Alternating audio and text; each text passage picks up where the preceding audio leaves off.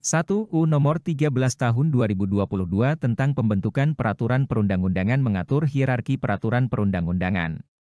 Dalam hierarki tersebut, apakah jenis peraturan yang dapat dijadikan dasar hukum dalam pembentukan peraturan daerah? A. Peraturan pemerintah, B. Undang-undang, peraturan pemerintah pengganti undang-undang, C. Keputusan Presiden, D. Ketetapan Majelis Permusyawaratan Rakyat, E. Peraturan Presiden.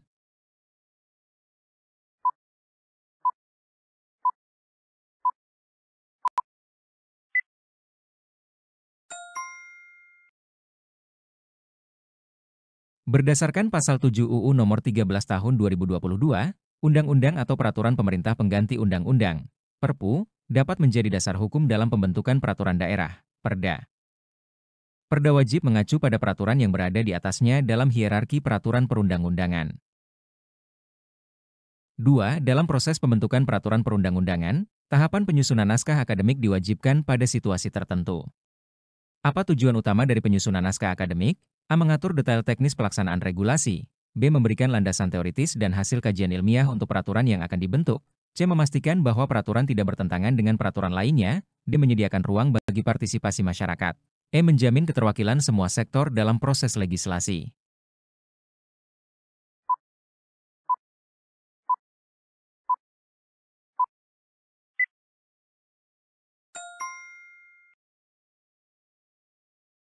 Naskah akademik berfungsi untuk memberikan landasan teoritis dan hasil kajian ilmiah dalam pembentukan suatu peraturan perundang-undangan, khususnya untuk rancangan undang-undang, RUU.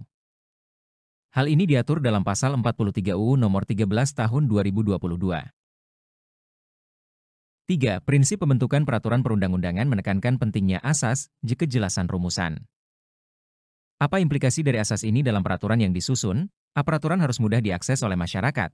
B. Peraturan harus menyertakan penjelasan akademis. C. Peraturan harus memiliki definisi istilah yang jelas dan tidak multitafsir. D. Peraturan harus melibatkan berbagai pihak dalam penyusunannya. E. Peraturan harus konsisten dengan hukum internasional.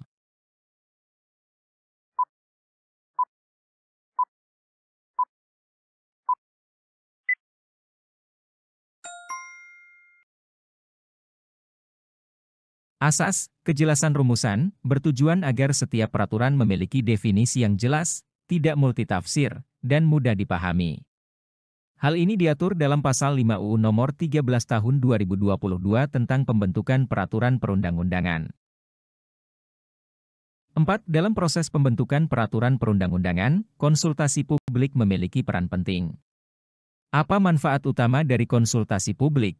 A. Menghemat waktu dalam proses penyusunan peraturan. B. Menyelesaikan konflik antar lembaga penyusun peraturan. C. Meningkatkan legitimasi dan akseptabilitas peraturan di masyarakat. D. Mengurangi biaya legislasi secara keseluruhan. E. Memastikan peraturan diterapkan seragam di seluruh wilayah Indonesia.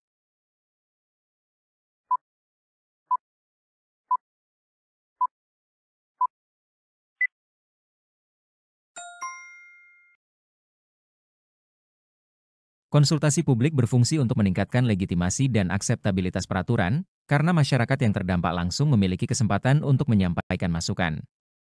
Proses ini diatur dalam Pasal 96 UU Nomor 13 Tahun 2022. 5. Apakah tindakan yang harus dilakukan jika ditemukan bahwa suatu peraturan bertentangan dengan hierarki peraturan yang lebih tinggi? A. Menghapus peraturan tersebut tanpa peninjauan lebih lanjut. B. Melakukan revisi langsung oleh lembaga pembuat peraturan. C. Membatalkan peraturan melalui Mahkamah Konstitusi. D. Mengajukan uji materi ke Mahkamah Agung atau Mahkamah Konstitusi. Sesuai jenis peraturan, E. Meminta persetujuan DPR untuk mengubah peraturan tersebut.